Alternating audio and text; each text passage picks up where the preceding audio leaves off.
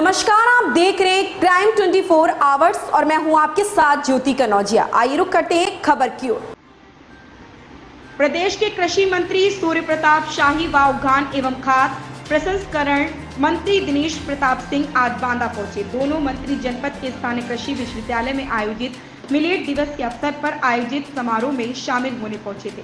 इस दौरान मंत्रियों ने कृषि एवं उद्यान के क्षेत्र में बेहतर कार्य करने वाले किसानों को सम्मानित भी किया।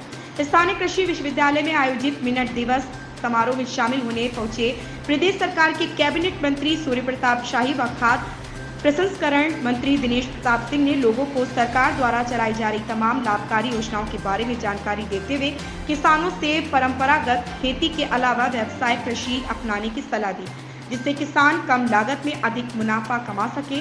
वहीं कार्यक्रम में मौजूद किसानों से कहा कि बुंदेलखंड में पानी की कमी के चलते यहां पर मिलेट की पैदावार कर किसान अच्छा मुनाफा कमा सकते हैं, क्योंकि इन पशुओं में सूखा सहन करने की क्षमता होती है और इनमें लागत भी कम लगती है, साथ ही कम उर्वरक में अच्छी फसल तैयार हो जाती है।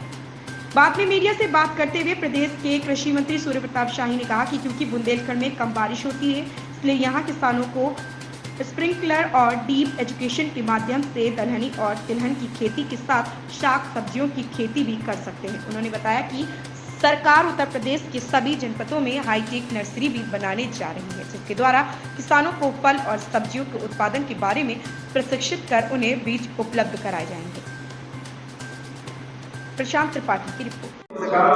ने अपना मुकाम तो बना लिया, लेकिन हमारे स्वास्थ्यगत चीजों को हमसे अलग करने की जरूरत है। फिर से थाली में मिलेट को स्थान देने की, उसके लिए हमारे उत्तर प्रदेश सरकार के यशस्वी मुख्यमंत्री आदरणीय योगी आदित्यनाथ के नेतृत्व में हम सब परिश्रम कर रहे हैं।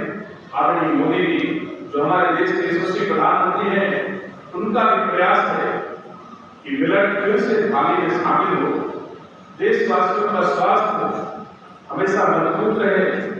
मैं अपने वैज्ञानिकों को जो इस से कहना चाहता हूं कि सिर्फ मिलेट दिवस का मना करके और हमारा काम पूर्ण नहीं होता है। आज आपने उसकी बुनियाद रखी है, मिलेट्स के खेत में आपने बीज डाले हैं, उसको आप निरंतर 2023 तक आपको अपने क्षेत्र के भीतर विस्तार करना है। ये जिम्मेदारी आपके कंधों पर है, उसमें डाल करके और इसलिए लगातार उसको चेत में उसके कार्यक्रम आगे बढ़ाना। हमारे विश्वविद्यालय के परिसर में एक इस प्रकार का भूभाग आप तैयार कीजिए कि हर प्रकार के मिलेट्स जो कि सबसे अनुकूल कहेगी प्रकृति और जलवायु है वो बुंदेलखंड के लिए मुफीद है, और उस बुंदेलखंड के भीतर हमारा एक विश्वविद्यालय स्थित है। यह हम लोगों ने प्रयास किया है कि स्प्रिंकलर और डीप इरिगेशन जिनको हम खेत तालाब देते हैं, अनिवार्य रूप से उनको स्प्रिंकलर और डीप इरिगेशन देते हैं, जिससे कम पानी के भीतर वो अपने खेतों के भीतर वन ड्रॉप मोर क्रॉप, कम पानी में भी ज़्यादा फसल उगाई जा सकती है। और इसलिए किसान भाइयों से अपील करना चाहूँगा कि फ्लड इरिगेशन की जगह पर वो स्प्रिंकलर और ड्रिप इरिगेशन के माध्यम से दलहन और तिलहन खेती के लिए तो वो सबसे ज़्यादा मुफीद है, ख़ासतौर पर साग सब्जियों के लिए भी है। राज्य सरकार ने एक और फैसला किया है योगी आदित्यनाथ जी के नेतृत्व में कि हम उत्तर प्रदेश के सभी 75 जनपदों में हाईटेक नर्सरी बनाएंगे और उस नर्सरी के माध्यम से हम फल उत्पादन और सब्जियों के उत्पादन को फोकस करके, क्योंकि ये कम समय की लगने वाली ये फसल है और सीधा कैश क्रॉप के रूप में है कि वो यदि तैयार हो गई तो 40-45 दिन के बाद आमदनी किसान की शुरू हो जाती है।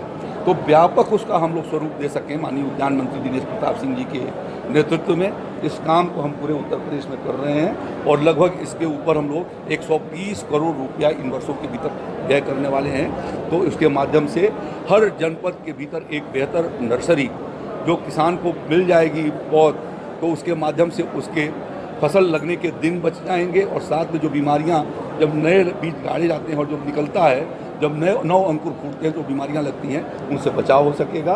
तो यह एक व्यापक परिवर्तन हम लोग उस दिशा में कर रहे हैं। आप जानते हैं कि बुंदेलखंड पद में 2 एक्सलेंस सेंटर दिए जाएं। एक्सलेंस सेंटर मतलब हम अच्छी पौध, गुणवत्तापरक पौध, बिना रासायनिक खाद के तैयार किए हुए पौध, हम हर तरह के पौध, फल फूल सब्जियां और मेडिसिनल प्लांट सब हम आपको उपलब्ध कराएंगे। जिससे किसानों का समय भी बचेगा और समय के साथ साथ वो अच्छी खेती भी कर पाएंगे। किसानों के लिए ये भी सुविधा रहेगी, चाहे तो अपना बीज ला करके सेंटर ऑफ एक्सलेंस में तैयार कर लें अथवा हम तैयार करके उनको दे देंगे और सस्ता होगा। अगर बाहर 4-5 रुपए का मिलता होगा तो 1 रुपए में हमारे यहाँ पौध तैयार करके किसानों को उपलब्ध करा दी जाएगी। जो पौध 15 दिन में तैयार होती है उनके लिए वो हमारे यहाँ सेंट्रल एक्सलेंस में 5 दिन में तैयार हो जाती है और उसकी जड़ें जो हैं इतनी ज़्यादा डेवलप हो जाती हैं कि जैसे हम मिट्टी में ले जाते हैं पेड़ ऊपर की ओर भागता है।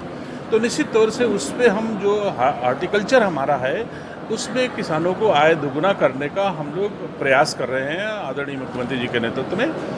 तो ये हमारे पूरे हर जनपदों में 75 जिले में 2-2 लगाए जा रहे हैं और कोशिश हम लोग करेंगे कि एडिशनल हम लोग बुंदेलखंड में और ज़्यादा जहां अगर आवश्यकता होगी हमारे माननीय विधायकगण या जनप्रतिनिधिगण जहां आवश्यकता महसूस करेंगे यहाँ हम बढ़ा भी सकते हैं। धन्यवाद। इस खबर में बस इतना ही, मिलते हैं दूसरी खबर में क्राइम 24 आवर्स के साथ।